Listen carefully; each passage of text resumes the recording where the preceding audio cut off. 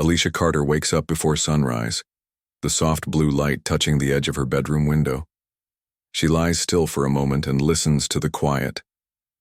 Her small apartment in Miami is calm at this hour. The city is not yet loud.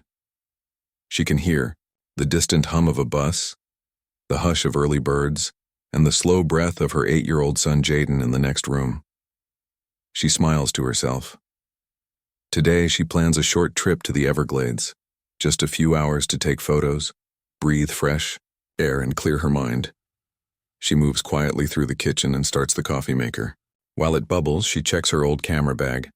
The camera still works fine, though it has a small scratch near the shutter button. She touches the scratch like she always does, a small habit that makes her feel ready.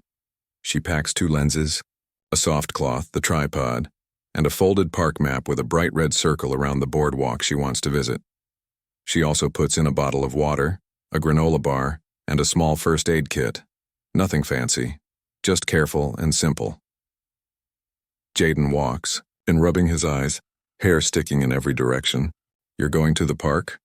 he asks, voice soft. She nods and hugs him. "A short visit," she says. "Auntie will keep you company. I'll be back before dinner. We'll watch your favorite show tonight." He brightens at that, and she fixes him a bowl of cereal with sliced banana. He likes to line up the banana pieces in the bowl like a smile. She kisses his forehead and laughs when he shows her the banana smile. By 7, they are in the car. The morning air is warm and thick, the kind that says rain may come later. She drives carefully through streets that are already waking up. A food truck owner lifting a metal door, a school bus turning a corner, a woman jogging with a small dog. When they reach her sister's apartment, she parks and turns to Jaden. "Be good for Auntie," she says. He nods and reaches for his backpack. Her sister Renee opens the door and smiles. "You sure you don't want company?" Renee asks. "I'm good," Alicia says. "It's just a few hours. I need the quiet." Renee hugs her. "Text me when you're there, and when you leave." The highway toward the Everglades runs, wide and straight. Cloud shapes shift like soft mountains in the sky. She turns on a playlist of gentle songs that feel like slow rivers, and the time passes easily. At a gas station near the park entrance, she tops off the tank, buys another bottle of water, and checks the weather on her phone. The forecast shows a chance of afternoon storms, which is normal in summer. She knows to keep an eye on the sky, stay on the path, and head back early if the wind picks up. At the park gate, a ranger smiles and hands her a small brochure. "Boardwalks are open," he says. "One section is under review, so be mindful of any signs." She thanks him and drives in. The Everglades open around her like a quiet green sea. Sawgrass spreads out on both sides, tall and gentle, moving in the breeze. Water is everywhere, not always seen but always near. The sun climbs higher and the light grows bright and clean. The world feels larger here, and her mind feels lighter. She parks at a trailhead where a slender boardwalk leads over water and through low trees. A wooden sign shows a map with mile markers. She traces the path with her finger and notes M16 near a canal bend. A small group of birdwatchers passes her, talking softly about a heron. She smiles and lets them move ahead. She wants quiet. She wants to listen to the wind and her own breath and the click of the camera. Before stepping onto the boardwalk, she texts Renee a photo of the sky reflected in the water. "So calm," she writes. The time on the message is 3:17 p.m. Back before dark. The boardwalk feels firm at first, wood warmed by sun, edges lined with waist-high rails. She checks her camera settings. ISO low, shutter steady, aperture set for crisp detail. She takes photos of the sawgrass tips, the circle of ripples when a turtle surfaces, the far line of cypress trees where the water looks darker. She slows down and lets her day-to-day worries fall away. 2 jobs, bills, homework help, laundry. Here each small thing matters. The light on a leaf, a cloud's edge, a bird's soft call. A quiet wind starts, and with it the smell of rain, a clean and simple scent. The sky changes, White becomes gray-blue. She glances up and sees a tall cloud tower, far but growing. Summer storms come fast. She knows this. She decides to keep her walk short and turn back soon. Still, she wants to see the old mile marker with the crooked number she read about online, a place where the water bends, and birds sometimes stand on a low branch. She moves at a steady pace. A few hundred meters in, the boardwalk wood shows its age. Some planks are new, some are faded, some are slightly loose. She steps with care. A ranger she met at the gate steps into her thoughts. One section is under review. She does not see any warning signs here. She stays near the center of the walkway and keeps a hand close to the rail. She stops to take a picture of a dragonfly. Its wings clear like glass, its body long and thin. The click of her camera sounds like a tiny heartbeat in the quiet. When she reaches a bend, she takes another photo, this time of a narrow wooden post with 16 painted on it in white. The paint is faded, and the number leans to one side, like it never learned to stand straight. She smiles at the small imperfection and takes a few more shots from different angles. The wind picks up, bringing a few raindrops that feel cool on her arms. She puts the camera strap across her shoulder and checks her phone. A single bar of service comes and goes. She lifts the phone to take one quick picture of the sky, a simple image to share with her sister later. She takes a step forward and hears the soft creak of wood. It is not loud. It is just enough to make her pause. She looks down and sees a hairline crack in one plank near the rail. The crack is old. The plank looks weathered and thin, like it has held too many days of sun and rain. She shifts her weight and tests the next step with her toe. It seems fine. She is not afraid. She is careful. She knows to move slowly, to keep balanced, to use the rail if needed. She decides to move past this spot and return soon, because the sky is darker now and the smell of rain is stronger. The boardwalk curves gently left. On the right, a sawgrass field opens to a channel of still water. She takes another photo, capturing the shape of a cloud reflected on the water's surface. A small bird makes a soft sound and hops along the rail ahead. She lowers her camera and watches it for a moment. The sound of thunder, very faint, rumbles far away. She breathes, in slow and calm, and names the colors in her mind: silver water, green grass, gray-blue sky. She feels grateful for this view, for this pause, for this quiet. She reaches into her bag and takes out the folded map. She smooths it with her hand and looks again at the red circle she drew around this area. She writes a tiny M16 in pencil at the corner, just a habit to mark where she actually stood. Then she slips the map back into a small waterproof pouch with her phone and keys. She tightens the strap of her bag and decides that this is far enough. One more photo of the mile marker, and then she will turn back, walk slowly, and get to the car before the first heavy drops of rain. She lifts the camera and frames the crooked 16 with a piece of rail in the foreground. The wind nudges her hair across her cheek. She brushes it away and clicks the shutter. The image looks good. She takes a second, a bit wider, with the sawgrass curving behind. She glances at the trail camera on her phone app, something she uses to log shots with GPS when service is available. The app shows a spinning wheel, then finally a small green dot. It marks her location near the canal bend. She smiles, taps, save, and pockets the phone. A gust of wind moves across the grass in a clear line she can see, like a hand touching the field. The rail beside her shakes very slightly. She places her palm on the top rail and feels the vibration fade. All is still again. The thunder is closer now. She knows the rule. In the Everglades, storms can build fast. Turn around early. Do not rush. Keep balance. She starts to pivot to go back the way she came, planning each step with care. Her shoe grazes the edge of a plank that feels different, less solid, more soft.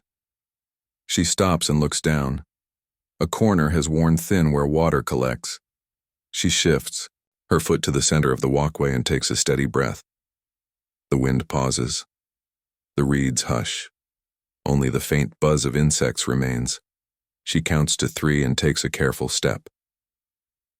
At that exact moment, her phone buzzes with a text from Renee. "How's the sky there?" She lifts the phone, snaps a quick picture of the clouds rolling in, and sends it with a short note.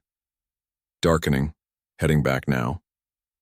The timestamp is easy to read, 3:17 p.m. She tries to send one more photo of the mile marker for fun, but the service bar drops again, and the message sits unsent. She tucks the phone into the waterproof pouch, zips it, and slides it into her bag. She takes one more look over the sawgrass. The water is a mirror now, showing the first darker clouds, like soft charcoal. She thinks of Jaden's banana smile and tonight's plan to watch his favorite show. She thinks of her 2 jobs and the pride she feels when she pays each bill, even if it is hard. She thinks of her sister's warm hug at the door and the promise to be back before dark. She taps the camera off, pats the pocket with her car keys, and rests her hand lightly on the rail. A dragonfly moves past in a bright flash. A ripple crosses the water and fades. She turns to begin the slow walk back toward the trailhead. The boardwalk gives a tiny whisper under her foot. Nothing more than the sound old wood makes when it remembe. Night falls before Renee realizes how late it is. She looks at the clock, then at her phone. There is no new message from Alicia. The last photo, soft gray clouds over still water, sits there at 3:17 p.m. Renee sends a new text. "All good?" No reply. She calls once, it rings, and then goes to voicemail. She waits 10 minutes, then calls again. Still nothing. Her stomach feels tight. She tells herself not to worry yet. Maybe the signal is weak. Maybe Alicia stopped to take more photos and lost track of time. Still, the quiet grows heavy in the room. Jaden is in the living room building a small tower with blocks. "Mom coming?" he asks, eyes bright. "Soon," Renee says, smiling for him. She said before dark. The words feel light in the air, but they do not settle inside her. She tries not to show it. She starts dinner and keeps her phone nearby on the counter, glancing at the screen. Every few minutes. When the streetlights come on, she calls again. Voicemail. The sky is darker now, and the sound of distant thunder is only a memory of the afternoon. She takes a steady breath and makes a choice. She calls the non-emergency number for the park, then the sheriff's office.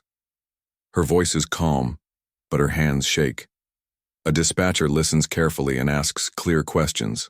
Name, car model, and color, what she was wearing, where she planned to go.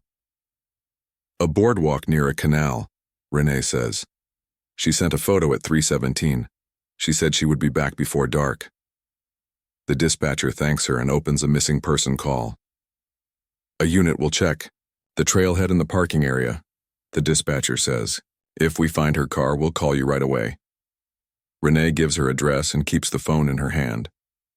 Jaden looks at her face and knows something is different. She kneels and hugs him. "We're just making sure Mom is safe," she says. "Sometimes phones don't work in the park." He nods and leans his head on her shoulder. Around 9, the phone rings. A deputy at the park entrance says Alicia's car is at the trailhead lot. It is locked. A ranger confirms the gate. Log shows her car coming in earlier, but no record of it leaving. The deputy asks if they have a spare key. "Yes," Renee says. She looks at Jaden and speaks softly. "We are going to the park now, okay? We'll take you with us." He nods again, his hand finding hers like a small anchor. The drive to the Everglades feels longer at night. Headlights show a narrow path through the dark.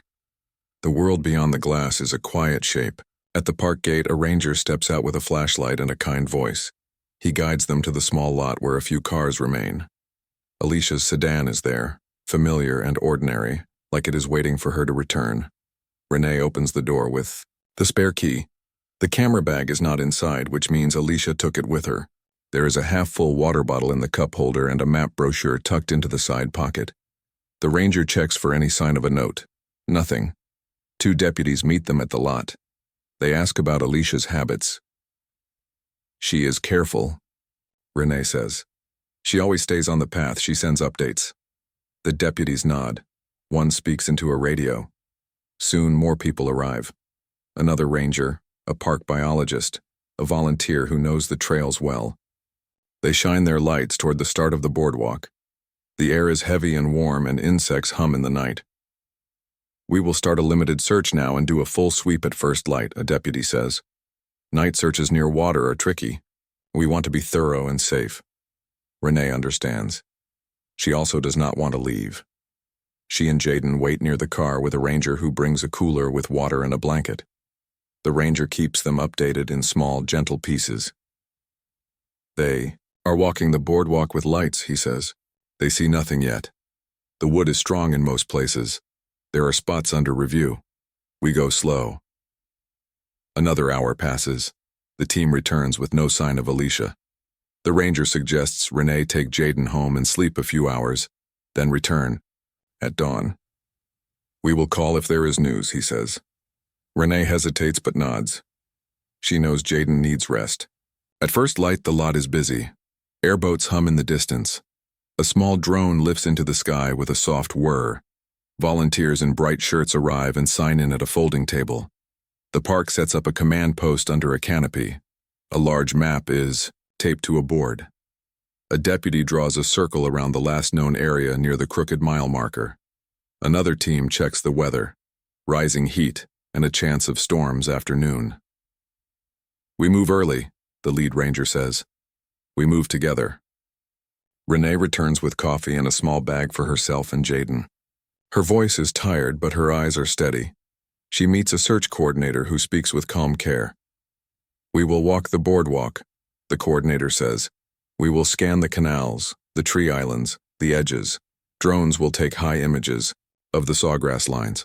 Airboats will move along the water lanes. We will call out and listen." Renee asks if she can help. The coordinator gives her a simple task: check in volunteers, hand out water, keep a log of who goes where and when they return. It gives her purpose. She is grateful. By mid-morning, the heat settles like a blanket. The air smells like wet grass and sun. Teams spread out. A pair of volunteers pauses at a section where the wooden rail shows a weathered crack. "Handrail split," one notes on a clipboard. A few steps away, someone kneels and picks up a small object from the damp board. It is a single earring, a tiny hoop with a plain design. The ranger holds it up for the coordinator.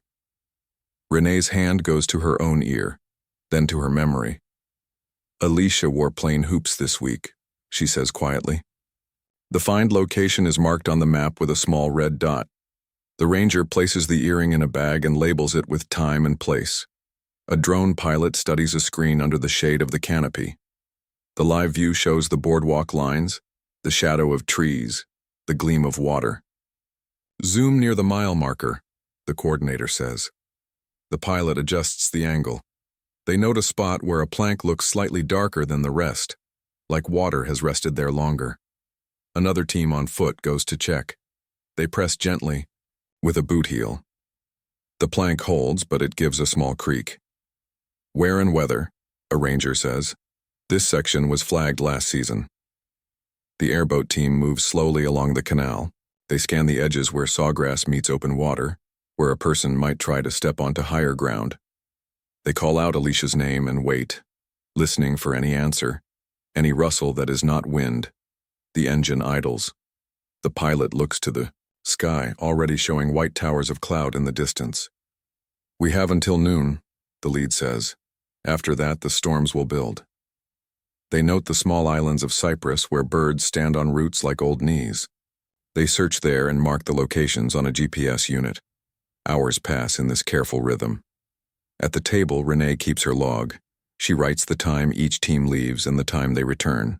She offers water and fruit slices and thanks every person. Jaden sits beside her, drawing on a pad of paper. He draws the boardwalk with a crooked number 16 and a little bird on the rail. He shows it to the ranger, who smiles and says, "That is a very helpful map." Jaden looks a little proud, then quiet again. The news spreads by word of mouth and by phone. A local volunteer group posts a message: "Missing person in the park. Please share." Friends visit Alicia's photo page and send kind notes. They recognize some places in her last posts and leave comments that help. This looks like near mile marker 16. This rail is on the east bend. The search coordinator prints these hints and tapes them to the board next to the map. Even small clues matter now. By afternoon, the first storm comes. The wind rises and drops. Then the rain falls in a clean sheet that blurs edges and softens. Sound. The team step back to shelter. The drone pilot lands the device. The airboats tie up near the ramp. We pause. The coordinator says, "We do not stop. When the rain eases, they go out again, slower, with extra care on the boards that are now slick." They find no new sign. The earring remains the only item. Day turns to evening. The map on the board shows more and more color. Red dots for finds, blue lines for paths walked, green marks for water routes. The area around the mile marker is covered with careful checks. "We will widen tomorrow," the coordinator says. Renee nods. She knows this is not a sprint.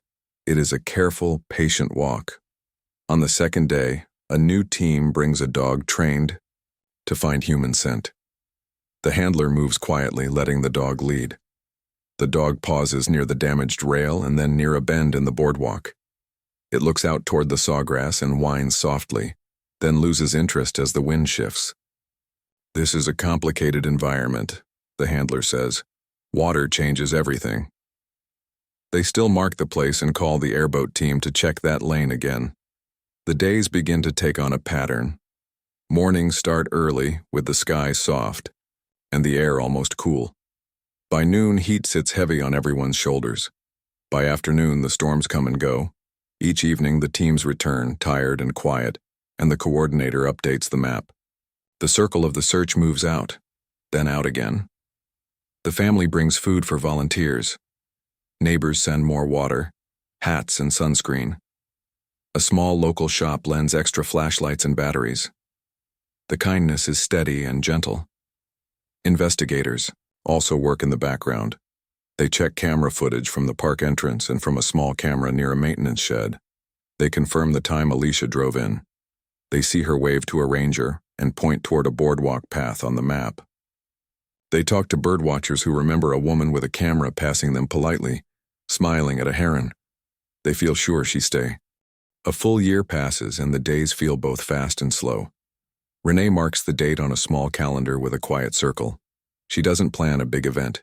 She plans a simple morning with Jaden, a drive out to the Everglades, a soft song on the keys, radio, and a bouquet of wildflowers from a roadside stand. They place the flowers near the start of the boardwalk, where a ranger lets them tie a small ribbon on the rail. The wind is gentle. The water is calm. Jaden traces the shape of the crooked 16 on a paper map he keeps in his backpack. Then they head home, holding the same patient hope they have carried all year. That same week, on the other side of the park, a small team moves through sawgrass on a different mission. It is part of a regular invasive species program that many people do not see. The team's job is to find and remove Burmese pythons, a strong snake species that does not belong in the Everglades, and that harms the balance of local wildlife. The team carries radios, long tongs, cloth capture bags, and a calm way of working. They move slowly, scan carefully, and talk to each other in steady, quiet voices. One of the officers, Daniel Ruiz, has done this for years. He knows the small signs: a shift in grass, a pattern in mud, a shine that is not water. With him is a biologist named Maya Tran, who studies how pythons move and what they eat. She keeps notes in a waterproof book and tags locations with a GPS device. Their airboat pilot, Wes, guides them along a narrow canal that curves not far from the very mile marker that once showed in Alicia's photos. The day is warm, but not yet hot. A light breeze moves from the east. They find the snake a little, after 10 in the morning. It lies half hidden just off the canal's edge in floating grass near a low branch. It is large, but not the largest they have seen. What catches Maya's eye is its shape. The middle looks uneven, with a bulge that is not round but oddly angled like a packed bag. Daniel points and nods. "Strange load," he says. "Could be recent." They do not rush. They approach with care, and with the same respect they Bring to all wildlife.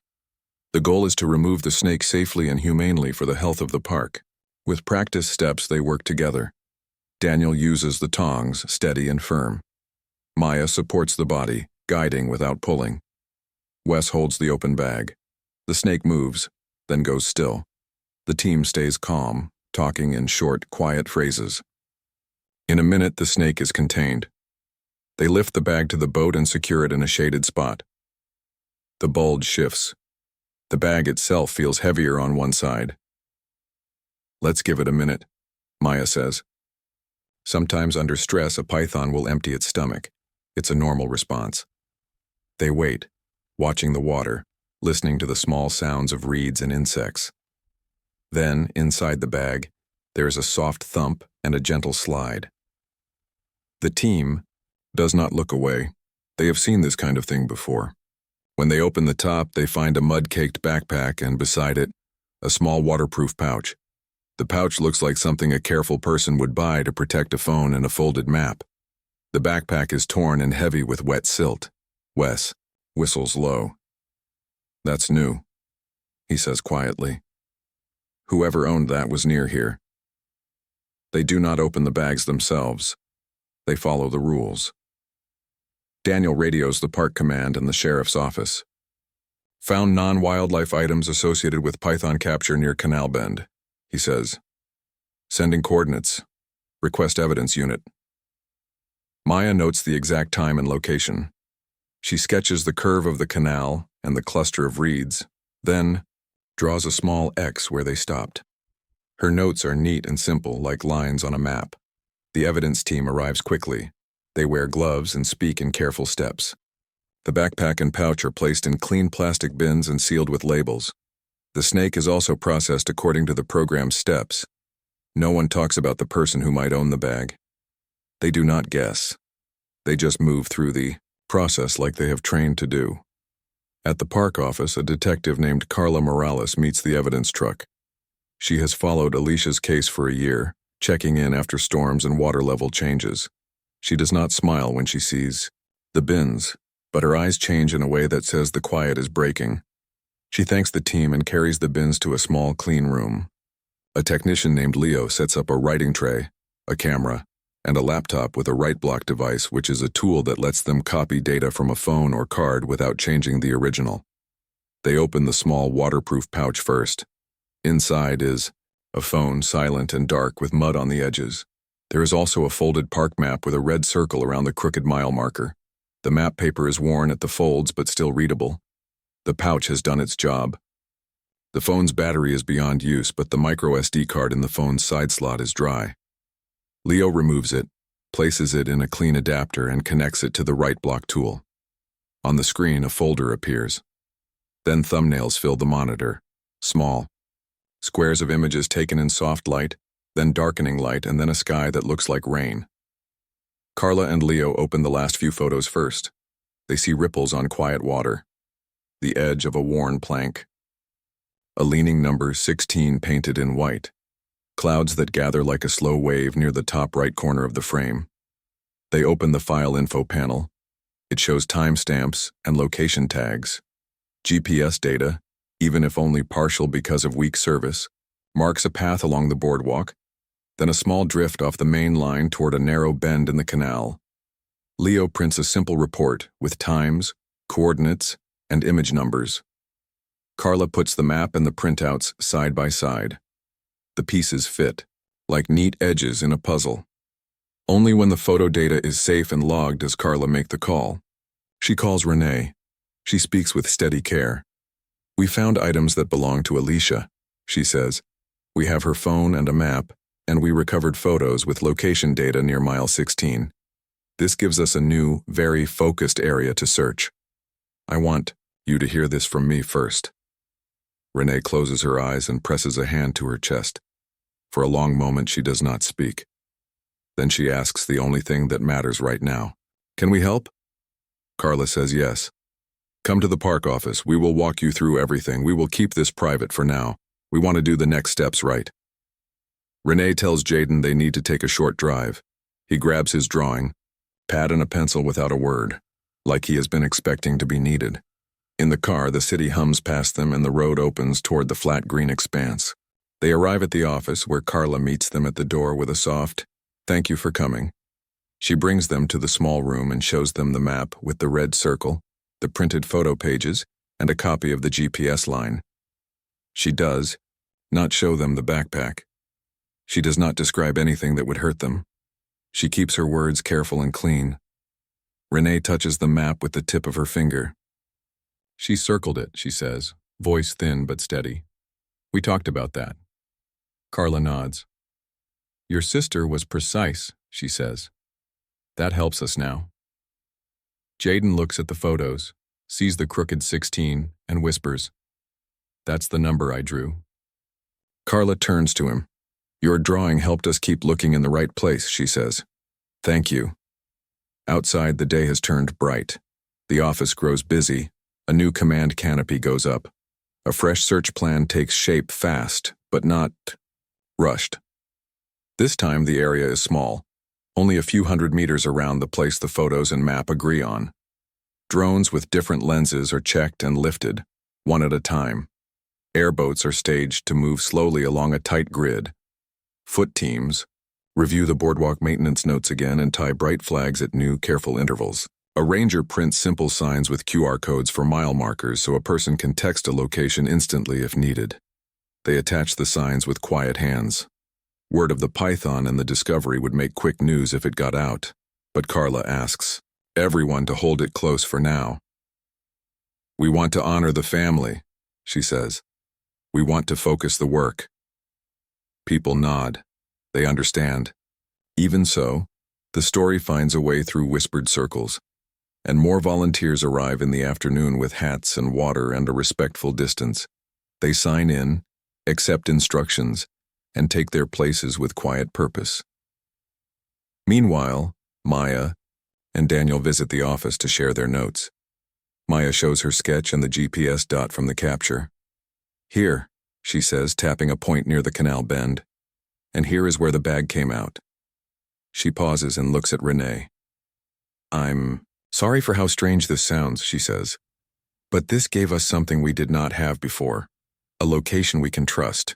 Renee thinks about the many Saturdays of searching, the long days, the maps that were all circle and no center. She nods.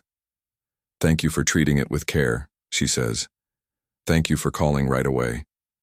By late afternoon, the first drone returns with high images that show the boardwalk like a thin gray ribbon and the tree roots like soft dark fingers. A technician overlays the drone images with the photo GPS points from the phone's SD card. The lines cross in a tight diamond, 4 corners that define the new search zone. Foot teams go out in pairs across that diamond, each with a probe stick, a radio, and a small flag kit. They move a step at a time, eyes low and then high, scanning for any sign. A metal buckle, a strap end, a small piece of familiar cloth. Anything that belongs to a careful woman with a camera and a map. The weather holds. No storm comes. The wind is mild. The light is good. People speak softly and listen more. The water makes little sounds against the reeds. A heron stands on one leg and watches like a quiet neighbor. The next morning begins before sunrise. The sky is a soft gray, and a thin mist sits over the water like a quiet blanket. The search teams gather under the canopy with warm drinks and clear eyes. The new map, marked with bright flags from yesterday, shows the diamond-shaped search zone around the canal bend. The lead ranger reviews the plan in calm steps. Foot teams will follow short, slow lines across the zone. Airboats will idle along the canal edges. A drone will take angled images when the light grows stronger. No one rushes. Every move is deliberate. Renee stands nearby listening. Jaden holds her hand for a moment and then goes to sit with a ranger who promised to show him the morning birds. The boardwalk wood is cool under boots. A gentle wind pushes ripples across the water. The first team steps out. 2 people side by side using probe sticks to test the ground where it is safe to step off the boards. Another pair watches the rails and the spaces between planks for small signs, threads, tiny metal pieces, anything that belongs to a careful person who walked here a year ago. At each new flag, they pause and call in their location. The radio voices are soft and steady. Flag A10 checked. Copy, A11 next. Not long after the sun rises, a ranger kneels by a cluster of cypress roots that stand like old hands. Between two roots lies something pale and simple. He picks it up gently and holds it to the light. It is a small shoe worn around the edges, the kind of comfortable, practical shoe a person wears for walking and standing with a camera. The ranger does not speak loudly. He calls to the lead. Found one shoe near root cluster 2. The location is recorded. The shoe is placed in a clean bag. The team takes a slow breath. This is not a guess anymore. The path is becoming a line. A few meters away, another team marks a faint impression in dried sawgrass, the kind of pressed shape that could be made by a person trying to step toward higher ground. The impression is old and gentle, softened by time, but it adds to the picture. The drone returns with fresh images and a slight shift in angle. Overlaid with the phone GPS points, the images now show a clear relationship: the worn plank near mile 16, the rail with the weathered split, the bend where the canal narrows, and the tree roots on a tiny rise where the shoe was found. By mid-morning, the patchwork becomes a story that makes sense. The boardwalk near the crooked 16 had a weak plank. The afternoon storm came early. A careful woman stepped to turn back, and the wood under her foot gave more than it should. She may have reached for the rail and moved instinctively toward the edge, where grass looks like ground but hides water just below. In thick heat and rising wind, even a short fall or misstep can shorten choices. The sawgrass, the water, the distance between planks and higher roots, each detail matters here. When the airboat team hears about the shoe near the cypress roots, they move in a slow arc along the nearest water lane. They keep their eyes close to the edges where reeds meet the mirror surface. One of them sees something plain and familiar: a fabric strap caught on a low branch.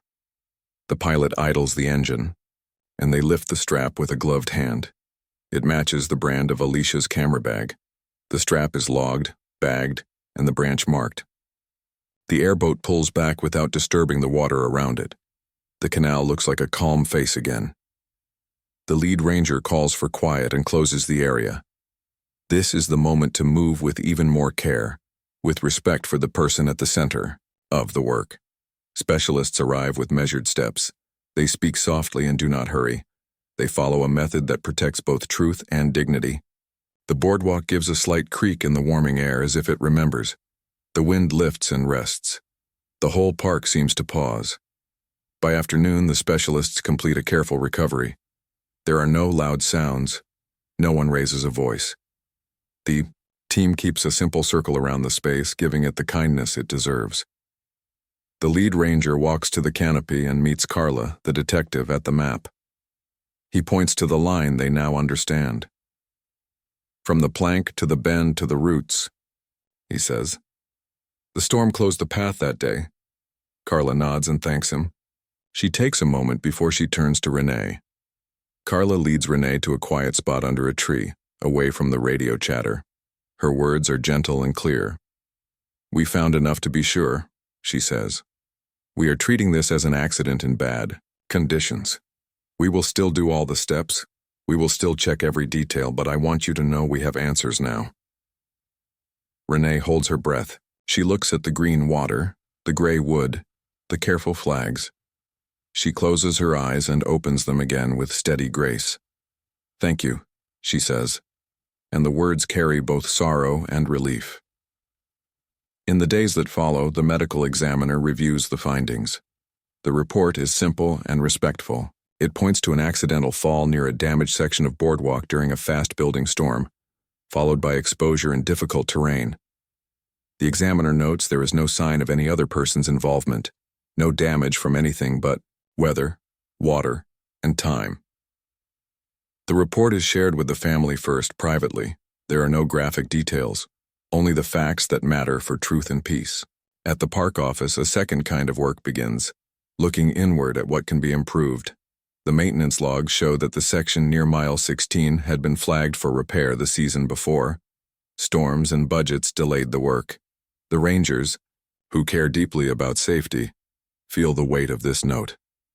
The county steps in with immediate actions. Extra crews replace the aging planks along all high-traffic boardwalks. Rails are resecured. New anti-slip strips are added where shade keeps wood damp. It is a practical response and it happens quickly. Another change is quiet but powerful. The mile markers get simple QR code plaques that do not depend on perfect phone service.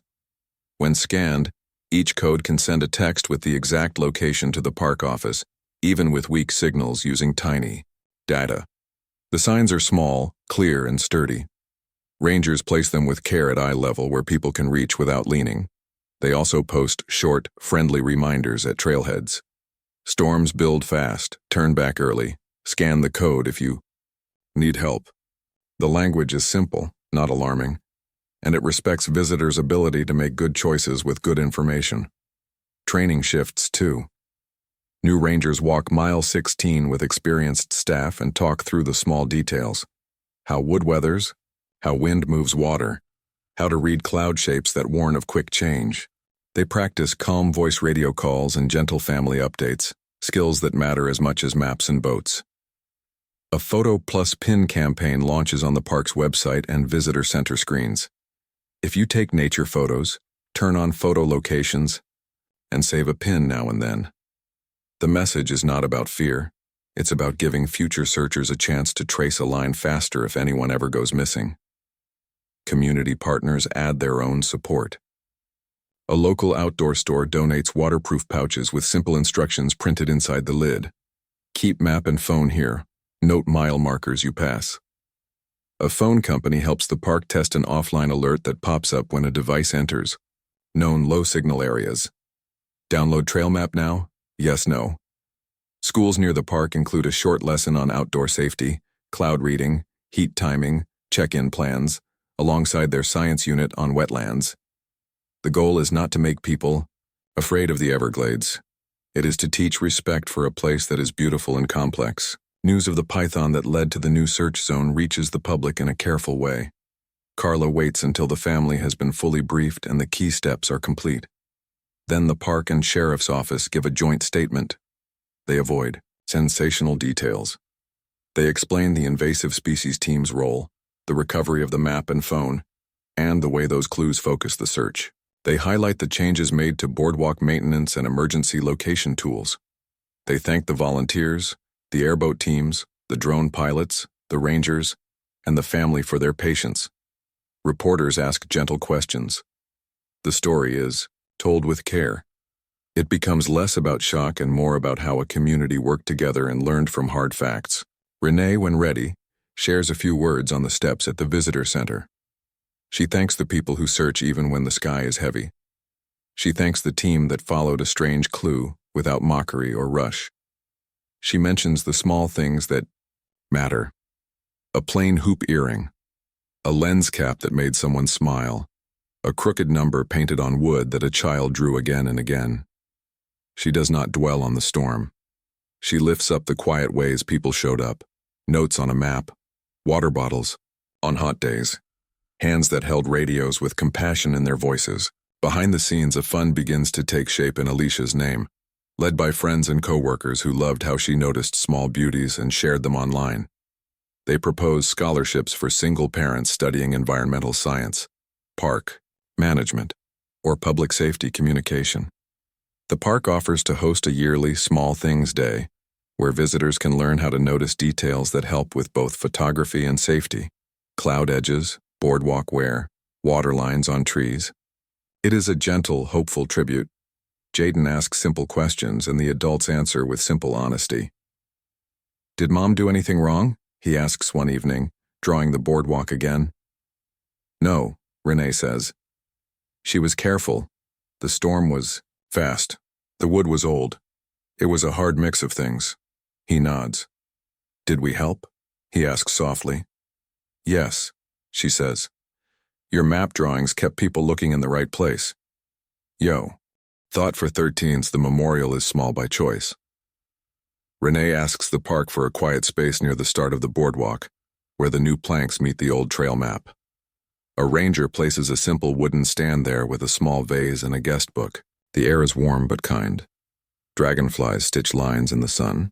Volunteers who searched come in ones and twos wearing the same hats and gentle faces from those long days. Carla arrives without her badge showing and stands a little behind the family, hands folded. Maya and Daniel come too, in plain shirts, like neighbors. No one speaks for a while. The sound of the wind does the opening for them. Renee steps forward with a printed photo in her hand, a close-up of sawgrass tips catching morning light, taken by Alicia the spring before she disappeared.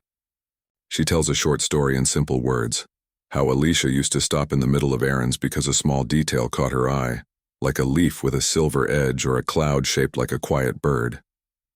She taught me to look at little things, Renee says. Those little things helped us too. A lens cap, an earring, a number painted a bit crooked. Thank you for seeing with us. People write their names and a line in the guest book.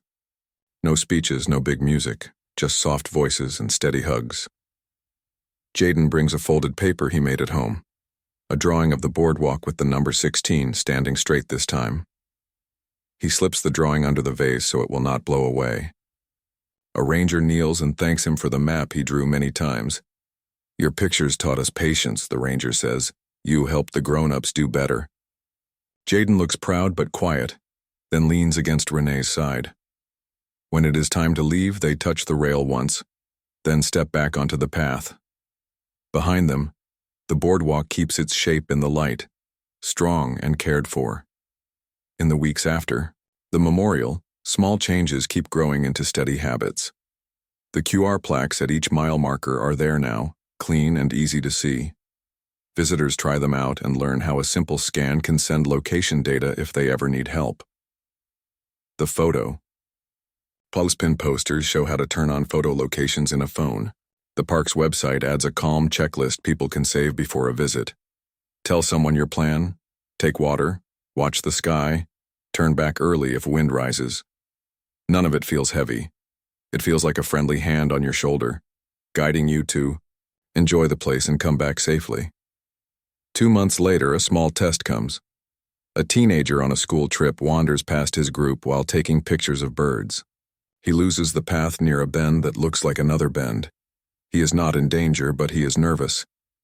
He remembers the QR code and scans it. The text goes through with a tiny beep. The park office gets the location, calls his teacher, and sends a ranger to the spot. The teen is found in minutes, not hours. Back at the bus, the teacher tells him about Alicia and the changes made in her name. The boy nods and says thank you to the ranger and later to the guest book page he signs when his class stops at the visitor center. Renee sees the story on the park's small bulletin board the next time she visits. It isn't big news. It is a quiet note, but she feels a warm, steady pride. At home, she starts a new folder on her laptop called Good Ripples. She puts the bulletin photo there, along with messages from volunteers who say the new planks feel safer and the markers easier to follow.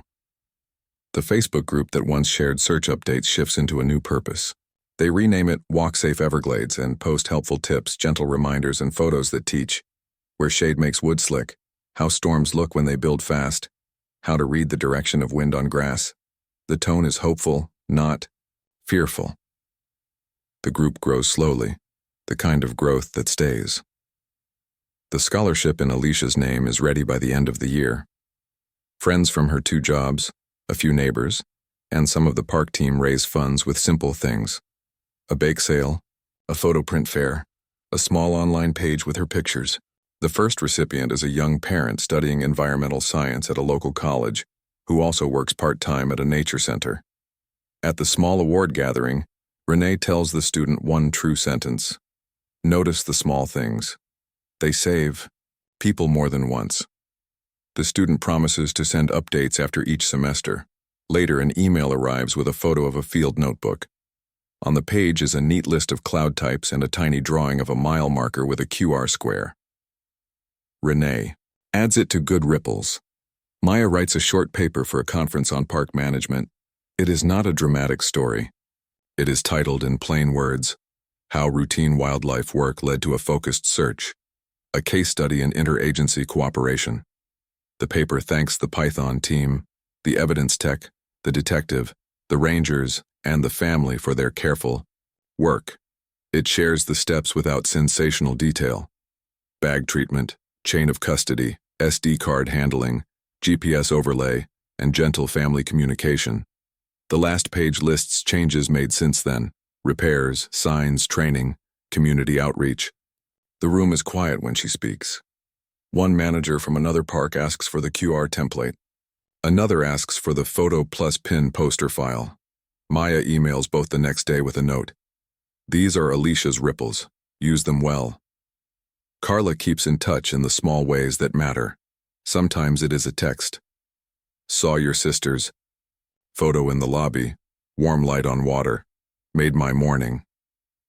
Sometimes it is a call on a date that might be hard, just to say she remembers. On her desk, she keeps a sticky note that says, truth found, kindness kept. It helps on days when her work is loud or heavy. She tells new detectives that facts and care can live in the same room, and that a simple, honest sentence can carry a family further than 100 loud ones. Her team nods and listens. Jaden grows taller, as children do, and his questions grow with him. He asks about storms and maps and how rangers know where to look first.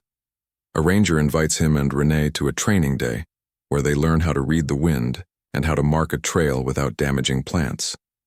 Jaden gets to sit in a parked airboat and hold a radio, turned off. He listens to the steady way team members talk to each other, short, clear, calm. On the ride home, he says, I think I want to help people find their way when I'm big. Renee smiles and says, you already started. At home, they make a small Alicia corner on a shelf, the guest book from the memorial, a framed print of the sawgrass photo, a clean map with mile 16 circled, and a little jar of polished cypress seeds a ranger gave Jaden. Sometimes before school, he touches the map and whispers, hi, Mom. Sometimes on Sundays, Renee plays the playlist Alicia liked, the slow songs that feel like rivers, and they sit quietly with warm tea. Grief becomes softer around the edges. It does not leave, but it becomes a kind of companion that knows how to sit in the corner while life keeps going. The park adds one more gentle thing, a bench near the trailhead with a small plaque. It does not say much, just a name, a year, and a sentence Alicia once wrote under a photo. Small things are not small. The bench faces a shallow pool where the sky always seems to pause.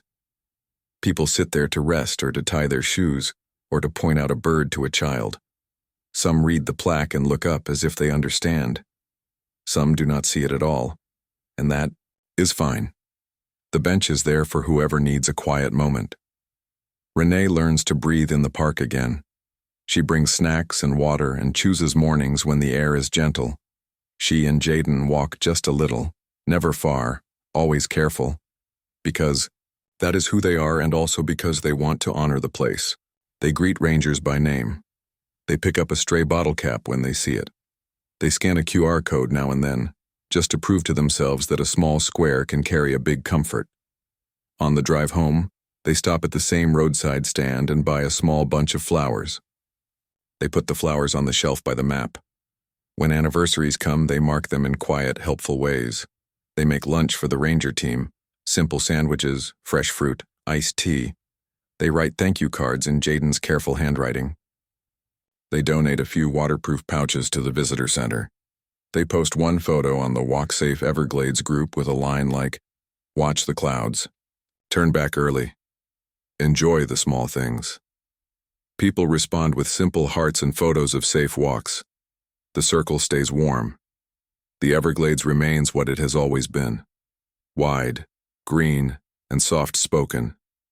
It holds water and light and many lives, woven together. It can be kind and it can be hard. People come and go with their cameras and their maps and their hopes for quiet. The park does its best to guide them with signs and strong boards and trained eyes. And in one corner near a mile marker that used to lean, there are new planks, a small code that helps, and a path that shows what care can do. In the end, the story is not about a strange bulge or a headline.